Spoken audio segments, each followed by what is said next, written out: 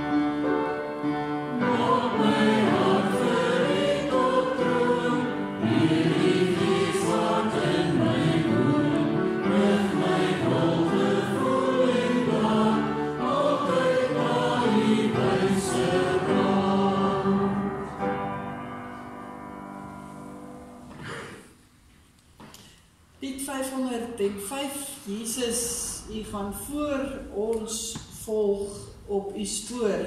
U ken alle lewenspaaie, al die hoogtes, die dieptes en die draaie. Nou vra ons dat die Here ons handvat vir die pad in die toekoms in. Ons sing die eerste, tweede en die derde versie. Oh,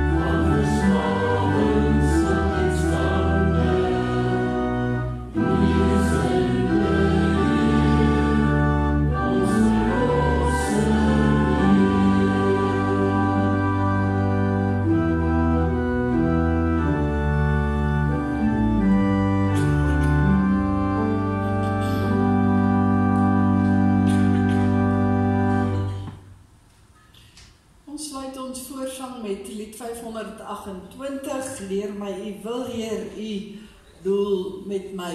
En dit wat daarop volg ook met die tweede vers en die derde vers.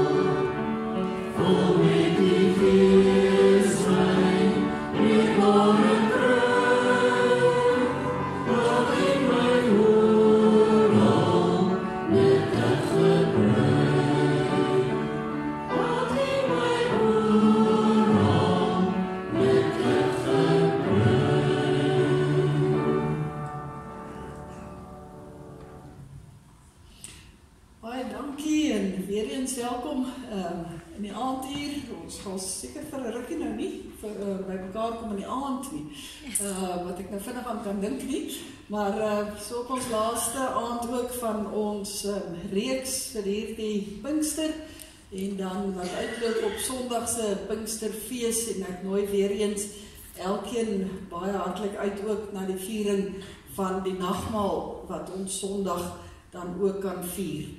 Dan is dit so aan die einde van 'n reeks, is daar altyd baie dankies, maar ek dink daarom ek het deur die loop van die week nou al redelik dankie gesê. Ek kan nou eintlik letterlik van persoon tot persoon gaan en vanaand vir elkeen 'n dankie sê vir teenwoordigheid, vir watter diens ook al gelewer, vir die dames se sop en se broodjies en se instaan daar en so meer. Daar's twee wat ek te besef ek nog baie selde bedank het en ek voel eintlik al sleg daaroor. En dit is ons kameraman hiervoor, Kobus en vir Chris, wat dit so getrou vir ons omsit en dan vir ons in klanke en video formaat stuur. So baie dankie vir julle. En Chris, ek weet dit vat elke aand weer 'n rukkie van jou tyd na die diens ook. So maar baie dankie. Jou verwerking van die diens word wyd en suid gestuur. Daarvan kan ek getuig. So baie dankie daarvoor. As jy nou 'n bietjie opgelet het, ons Facebookblad is weer ten volle aan die gang. Nadat ons baie lank en hard gesoek het na 'n paswoord, het ons dit reg gekry. En met groot dank aan Carly en Christa. So al die dienste is ook op die Facebook. En ook die dinge wat gebeur in ons gemeente sal in vervolg weer daar verskyn vir die van u wat daarvan gebruik maak. Dan gaan ons stil word voor die Here. Ons gaan sy naam aanroep.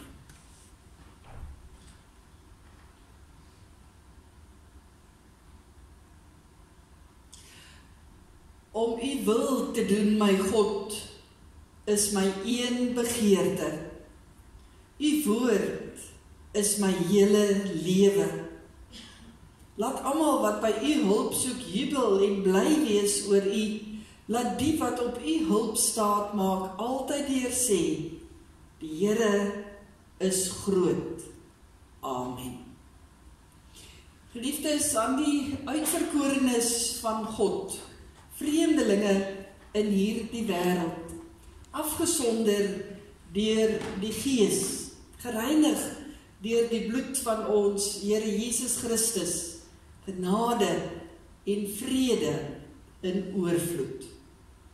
Ons sing 'n lied saam om ons blydskap te vier, om kinders van die Here te wees, net te praat oor Jesus bring my vreugde, hemelvreugde, hemelvreugde. Kom ons sing staande die eerste, tweede en die derde versie.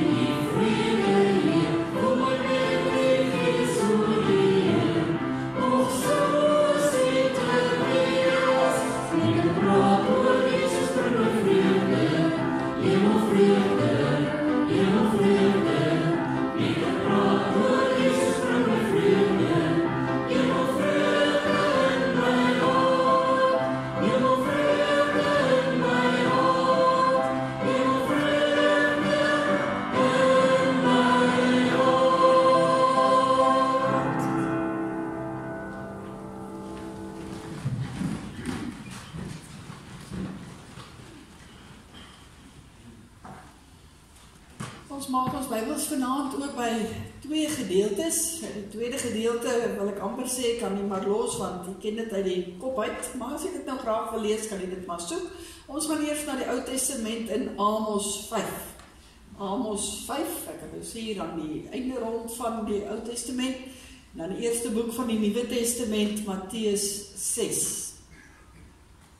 Amos 5 en Matteus 6. Ek het nou gewonder wat is Amos se afkorting, maar hy het nie een nie, dit is maar Amos. En dankie Rudy dat jy altyd my Bybel so mooi op die regte plekke oopmaak, dit help nogal baie. Amos 5, gaan ons lees by vers 4. As ons by Matteus kom, sal ek die verse aandui.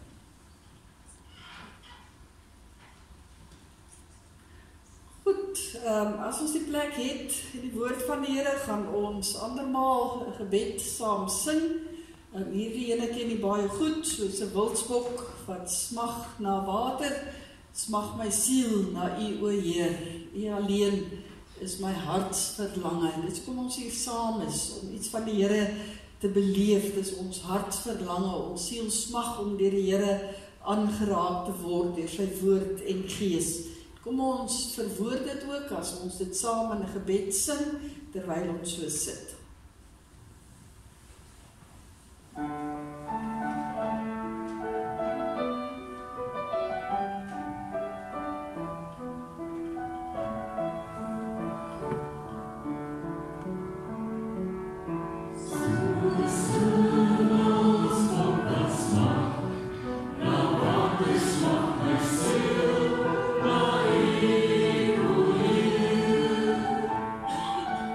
Yeah.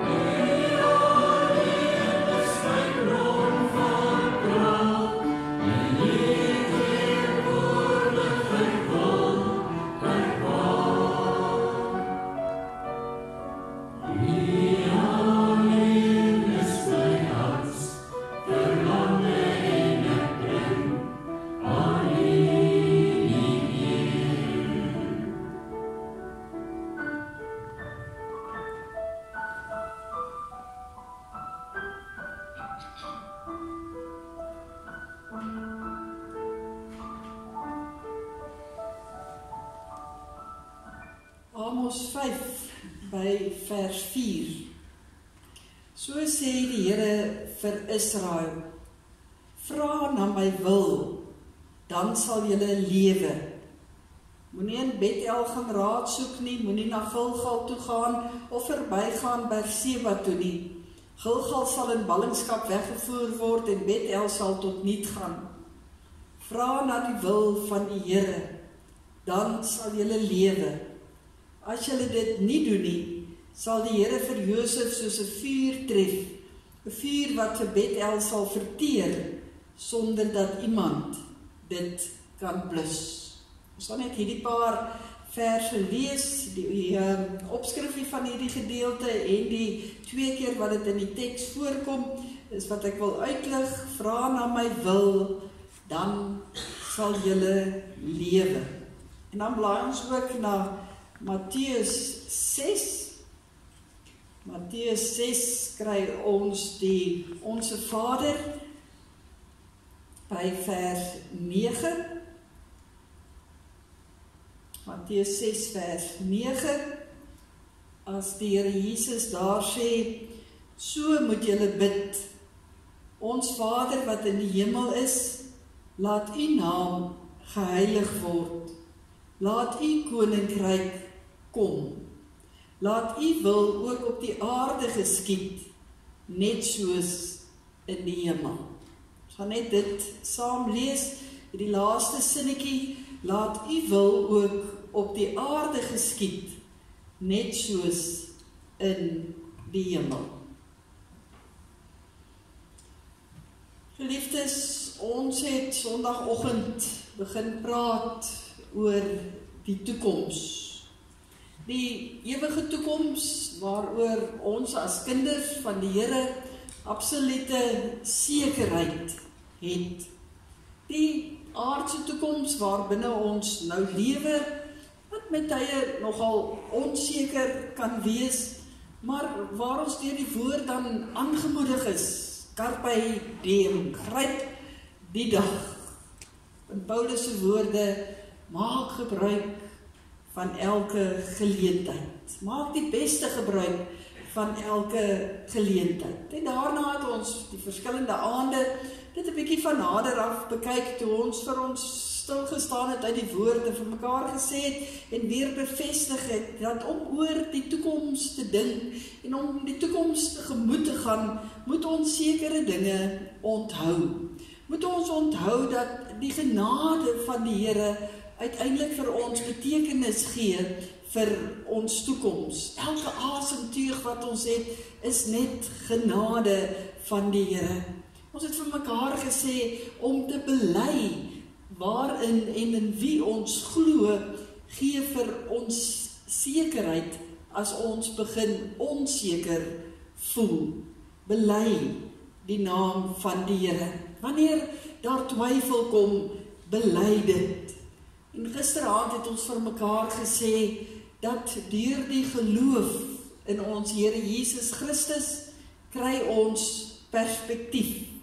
Wanneer ons prentjie van die toekoms baie keer skeef getrek word, wanneer ons begin anders kyk na dinge en die oog so bietjie van die Here afhaal, beland ons in hierdie tussenfase van liminaliteit.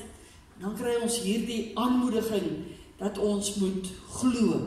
Wanneer ons die oog op die Here gerig hou, dan behou ons perspektief. En vanaand staan ons dan ten slotte stil by die wil van God. Die wil van God, as ons daarmee ingaan in die toekoms in.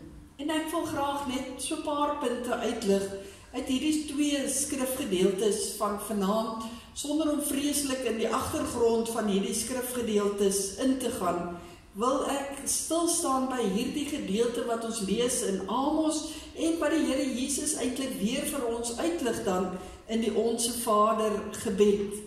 Soek die Here, dan sal julle leef. Of dan nou vra na my wil, dan sal julle lewe. Dit is so dat baie mense sukkel met die vraag, oor hoe ons oor sekere gebeure in ons lewens moet nadink. Hoe ons dit moet verstaan.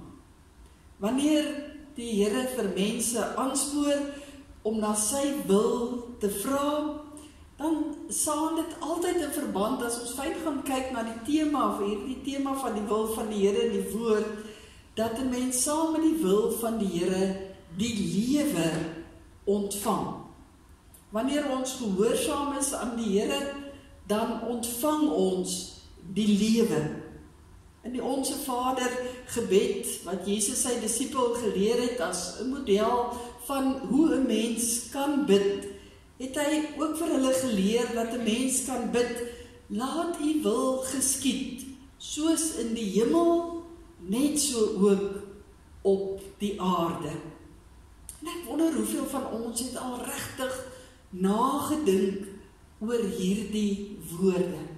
Laat U wil geskied, soos in die hemel, so ook op die aarde. Wat sê ons daarmee? Waarna het Jesus verwys toe hy gesê het, dit is een van die sinne wat ons kan bid? Wat is ons afleiding? Wat ons dink dit beteken? En wat het die Here daarmee bedoel toe hy dit vir ons gegee het? En ek dink daar het nogal met die tyd 'n reuse gaping eintlik ontstaan tussen dit wat die Here bedoel het toe hy dit vir ons gegee het, dat ons dit kan bid, en die gevolgtrekking waartoe ons nou self gekom het, wat dit eintlik kan beteken. Want as ons mooi daaroor nadink, dan kan een van die betekenisse wees dat daar in die hemel geen ongeregtigheid, sonde of onheiligheid is nie. Dat daar niks is wat verkeerd is, of dat dit enigstens daar bestaan nie. En wanneer ons dan bid, dat sy wil hier op aarde sal geskied, soos wat dit daar in die hemel gebeur, dan vra ons eintlik ook mos by wyse van Spreuke, dat hier op die aarde daar ook geen ongeregtigheid, geen sonde, geen onheiligheid, geen verkeerdhede moet wees nie. Dat die Here ook hier op aarde al die sonde en verkeerdhede sal wegneem, sodat dit hier op aarde ook soos in die hemel kan wees. Wanneer ons so daaraan dink, dan raak dit skielik nogal 'n baie moeilike sinnetjie om te bid.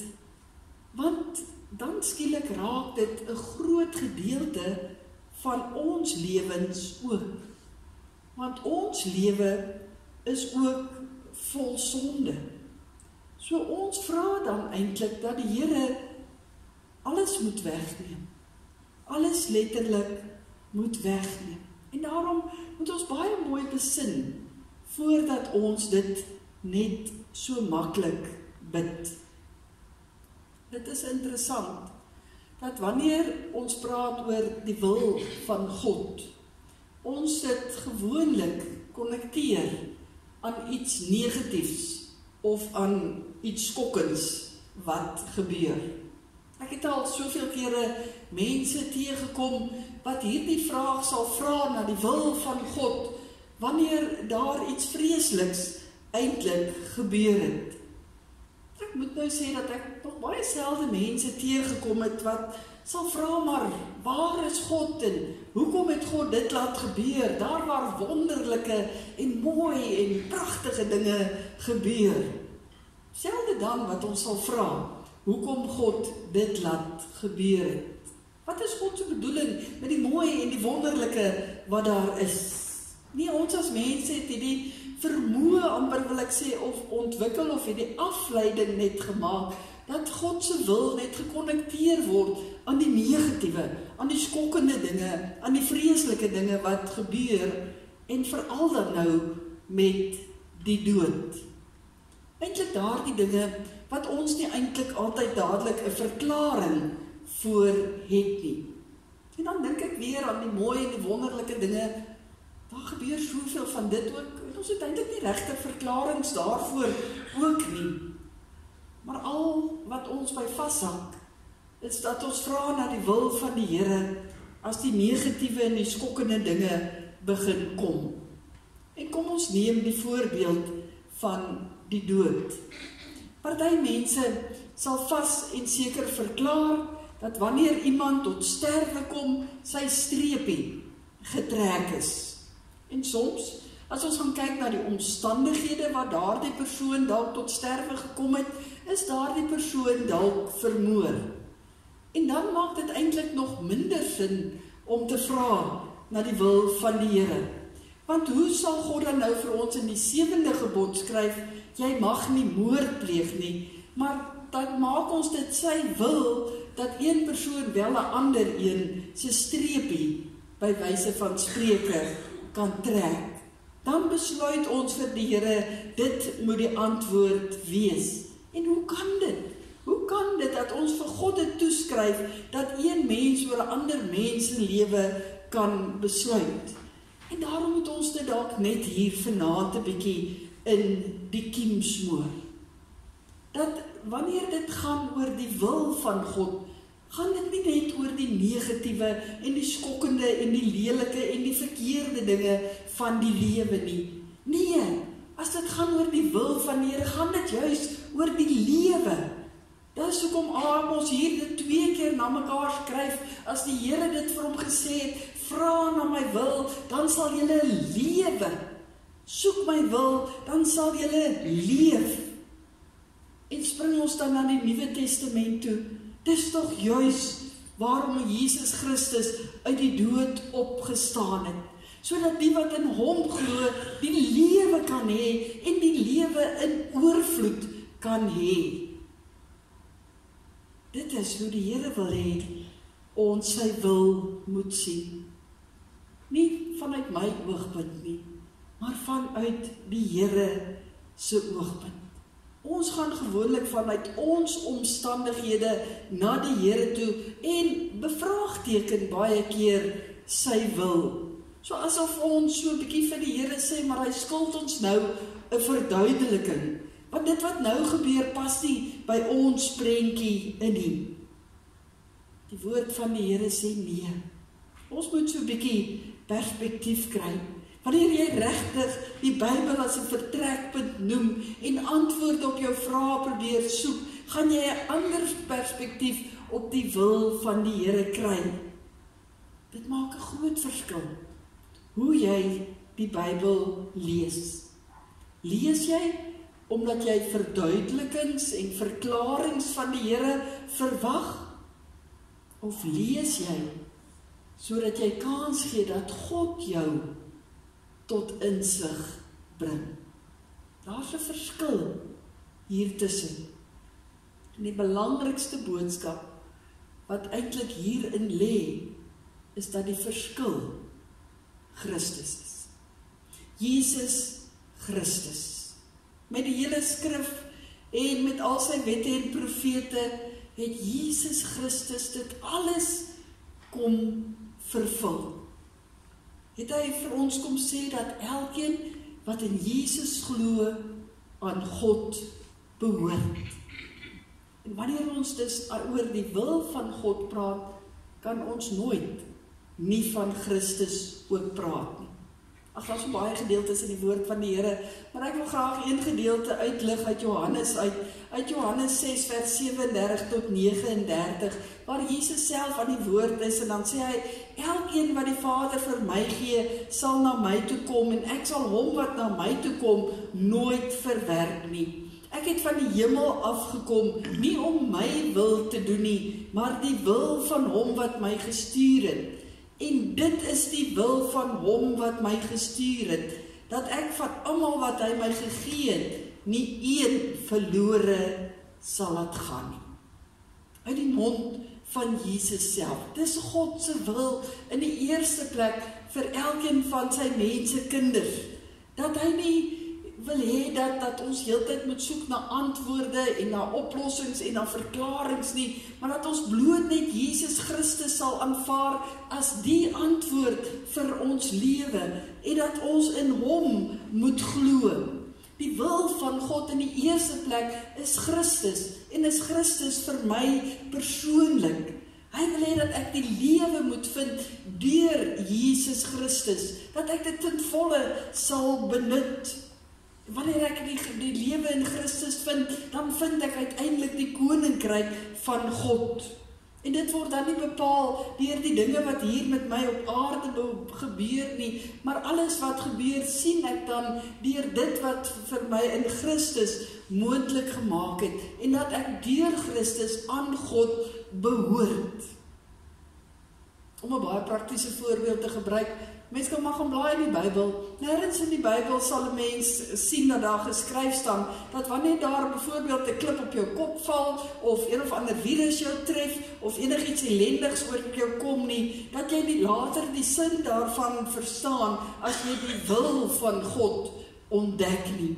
Inteendeel, die skrif sê dat dit die Vader se wil is, dat hy ons aan Christus toevertrou het met hierdie een enkele doel, dat nie een van ons verlore sal gaan nie, en dat ons hieruit sal lewe tot in die ewige lewe.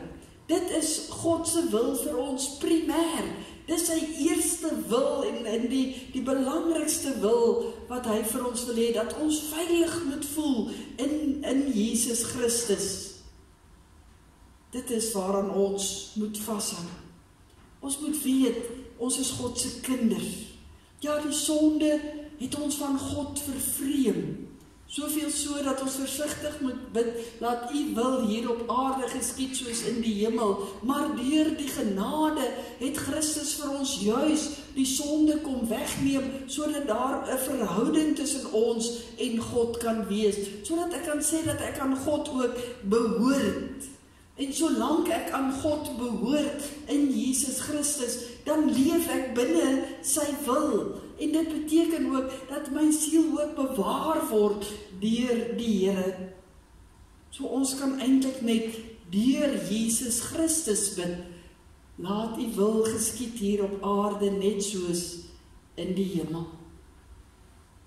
En dan het ons hierdie wonderlike wete van Romeine 8.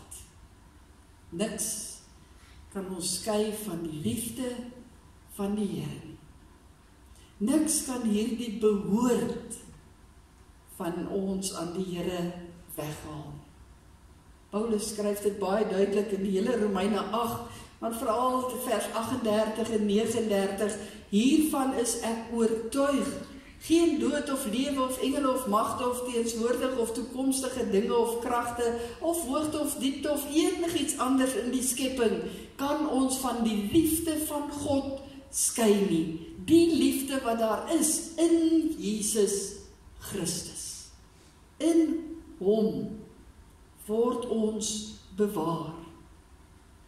En dit beteken nie, geliefdes, dat daar nie ontstellende of skrikwekkende of skokkende dinge met die kinders van die Here kan gebeur nie. Natuurlik kan daar dus realiteit. Daardie dinge sal gebeur tot en met die wederkoms. Maar die versekering wat die Here vir ons sê, dat wanneer ons binne sy wil leef, wanneer ons in sy hand leef deur Jesus Christus, niks ons ooit van die liefde van God kan skei nie. Omdat daar die liefde vasgeanker is in ons Here Jesus Christus. En daarom kan ons leef, kan ons God se wil leef. Dink net so 'n bietjie, hoeveel keer word daar in die Bybel gesê, moenie bang wees nie, ek is met jou. Ag, daar kom in my kop al 'n hele paar op wat net in Jesaja staan, en so kan ek aangaan om baie verse op te noem. Moenie bang wees nie, ek is met jou. God se wil is dat ons nie bang moet lewe nie. Want solank ons binne God se wil deur Jesus Christus bewaar word, kan ek nie verlore gaan nie. En daarom moet ons nie die toekoms bang tegemoet gaan nie. Bang vir watter teëspoed ons ook al kan tref nie. In God se wil kan ek lewe. Wil God hê dat ek voluit moet lewe, omdat Christus my in hierdie verhouding met God gebring het. En daarom dink ek moet ons partykeer ons koppe so 'n bietjie swaai en ophou om heeltyd God se wil te soek in alles wat gebeur en amper by God wil voorskryf dat hy vir ons 'n antwoord verskuldig is vir dit wat gebeur in hierdie wêreld. Ek wil amper vra, regtig? Durf ons as God se skepsele van God antwoorde eis van die almagtige God? Kom ons swaai dit om. Kom ons weet God wil dat ons voluit lewe. Kom ons luister fyn na sy gees om sy wil te verstaan. En ons hoor Paulus se woorde echo in ons harte, want om te lewe is vir my Christus, en om te sterwe is vir my 'n wins, uit Filippense. Paulus weet ons skryf dit nie in 'n tyd toe dit wonderlik goed met hom gegaan het nie. Hy was in die tronk gegooi, hy was voorsgeslaan in die slegste van omstandighede. Maar wat sê hy? Want om te lewe is vir my Christus. Nie waarom het God my hier laat beland, waarom laat hy dit toe, wat is God se wil in hierdie situasie nie, nee, net hierdie belydenis, want om te lewe is vir my Christus, want dis wat God vir my wil hê. Net 'n bietjie later in Korintiërs dan sê hy, iemand wat aan Christus behoort, is 'n nuwe mens, en lewe soos 'n nuwe mens. Ons het 'n nuwe identiteit in Jesus Christus. En daarom sê hy ook, dat ons saam met Jesus gekruisig is, en saam met hom sal opstaan. En dis nie ligtelike woorde wat Paulus hier uiter nie. Nee, hy praat eintlik baie, baie ernstig, as hy weer bevestig, in totaliteit leef ons in en deur Jesus Christus, in lewe en in sterwe. Maar nou wil Jesus hê, dat ons voluit moet lewe. En daarom moet die vraag nie heeltyd op ons lippe wees, waarom laat God sekere dinge toe, of waar was God toe, wat gebeur het nie. Die vraag wat ons eerder behoort te vra as kinders van die Here, kan ek van die liefde van God geskei raak? En dan kan ek dadelik sê, nee, nooit nie. Ek sal vra na die wil van die Here, want ek kan nooit van sy liefde geskei raak nie. Ek kan voluit lewe. En Onse Vader sê dit pragtig vir ons. En ons ken die bekende versie ook uit Matteus 6, vers 33. Soek allereers die koninkryk van God en die wil van God, staan daar. Dan sal julle ook al die ander dinge ook ontvang. Dan geskied die wil van die Vader. Mag ons elke oomblik gaan lewe na die wil van die Here. Amen. Kom ons bid saam. Ons Hemelse Vader,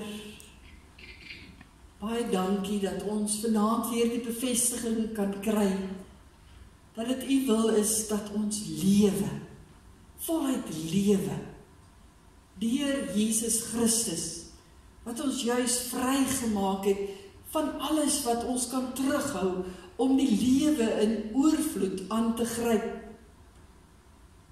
Dat ons elke geleentheid kan benut.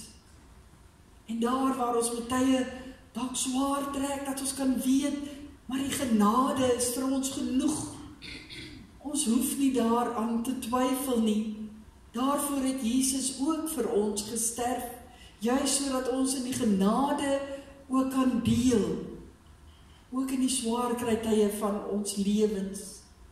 Dankie Here, dat ons kan weet, dat wanneer ons ook twyfel, ons net kan bely weer in wie ons glo, in 'n God die Vader van wie se liefde ons nooit geskei kan raak nie, in ons Here Jesus Christus, wat ons wil bewaar en help hier op aarde, in die Heilige Gees wat in ons lewens inspreek en vir ons wil lei.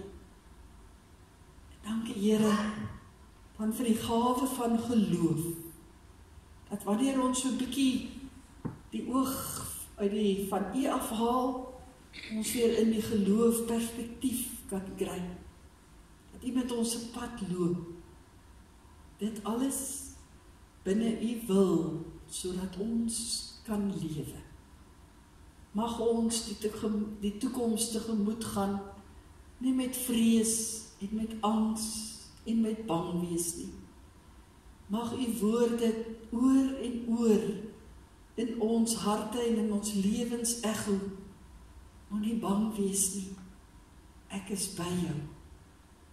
Lewe volgens my wil, elke oomblik. Soek my wil en jy sal lewe.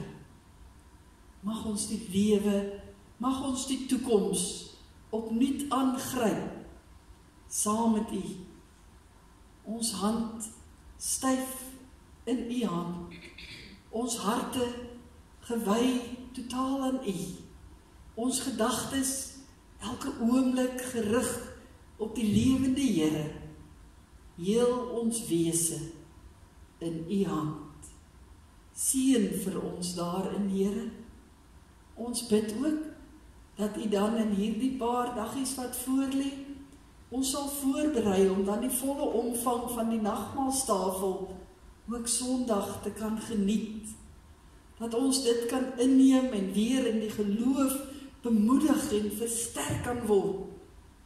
En daaruit kan van lewe. Ons bid dit in U wonderlike naam. Amen.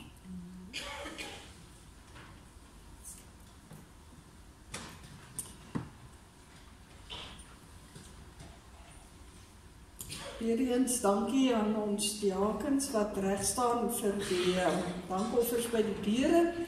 En dan nou vanaand vir oulaas, sop en toebroodjies daar by die saal. Sondagoggend behoort julle daarom koek en tee te kry. Of tert of tee. Enigiets anders behalwe sop. So, gaan geniet dit asseblief, verskoon my daar. Ek gaan net die graad 10 klas, gaan ek nog so 'n bietjie aan. Ek dink Handele gaan ook nog oefen vir Sondag. Ons gaan sluit, as ons saam ook as gebed gaan sing, die Onse Vader, lied 266, ons Vader wat woon in die hemel, dit wat daarop volg, en dan ontvang U die seën van die Here.